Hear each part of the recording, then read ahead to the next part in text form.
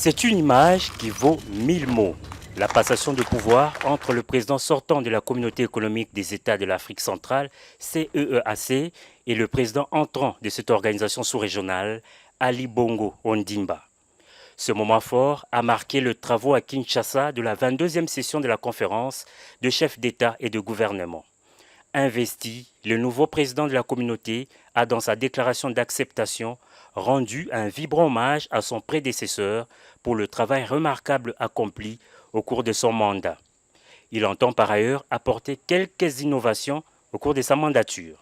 Tout au long de mon mandat de président de la CEAC, j'entends porter une attention toute particulière au chantier de financement de notre organisation communautaire. Après toutes ces années, le mécanisme de financement qu'est la contribution communautaire d'intégration, tel qu'à nouveau inscrit dans le plan d'activité 2023 de la CEAC, tarde à mobiliser les ressources attendues.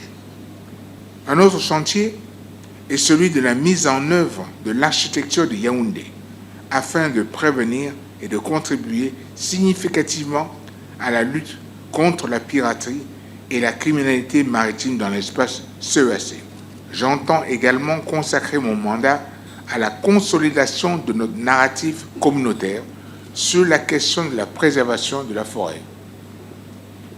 Du côté de la République démocratique du Congo, l'heure est au bilan.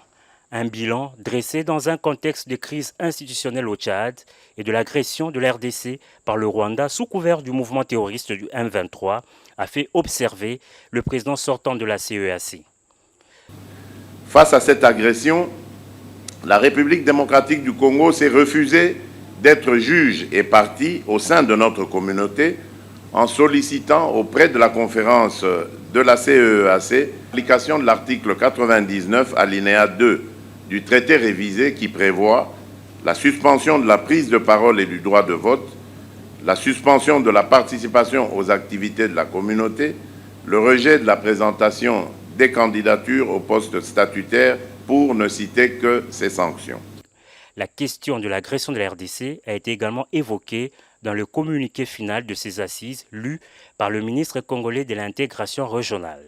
Le chef d'État déplore la dégradation continue de la situation sécuritaire dans la province du Nord Kivu et condamne sans réserve le groupe dit M23 pour ses nombreuses exactions et violences dont il se rend chaque jour coupable. De nombreuses autres allocutions ont été prononcées lors de cette conférence, parmi lesquelles celle du représentant spécial du secrétaire général de l'ONU et celle du président de la commission de la CEAC.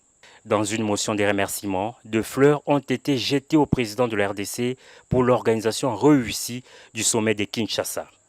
Le regard est présentement fixé sur Libreville au Gabon en juin de cette année pour le prochain rendez-vous de la conférence des chefs d'État et de gouvernement.